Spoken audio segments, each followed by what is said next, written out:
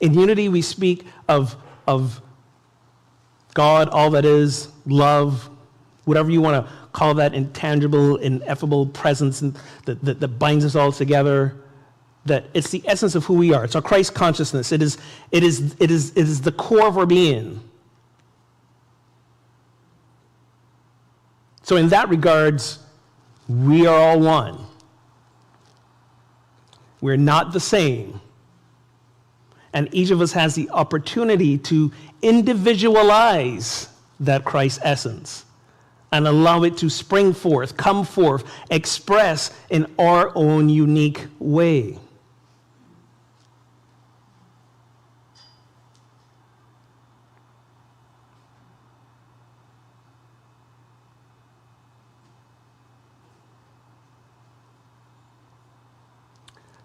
That, my friends, is perhaps one of the scariest propositions that is laid before us.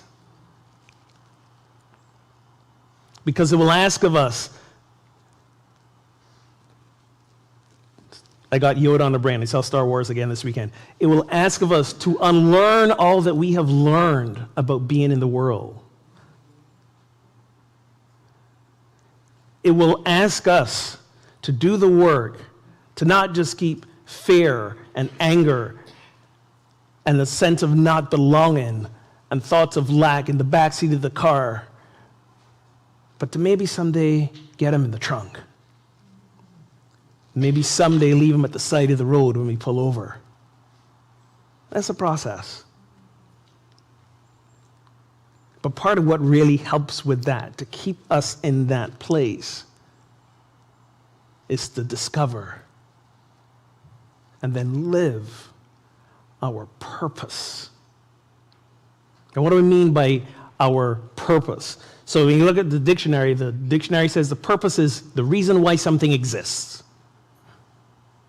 The reason why something exists.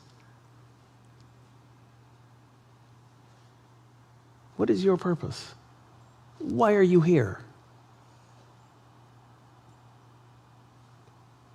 Usually when that question comes up, we are tempted, especially us spiritual people, we are tempted to use language like, I don't know what's God's purpose for my life. And often sometimes we want to do a little bit of workaround because we know God ain't the old man in the sky, so we tweak the word. I don't know what Spirit's purpose for my life is. Okay, you could change the word all you want, but if the intention behind the question is there's something other than yourself choosing what the purpose for your life is, it's the same thing. You get to decide why you exist. You get to choose the purpose for your life. There's no wrong answer. If you remember a while back, it felt like a while back, no dull moments, a couple of months ago, when we did Adventures in Faith, the 15 Commitments of Conscious Leadership. Remember, there was one of those above-the-line commitments. It said, I commit to being the resolution or solution that is needed, seeing what is missing in the world as an invitation to become what is required. I commit to being the resolution or solution that is needed, seeing what is missing in the world as an invitation to become what is required.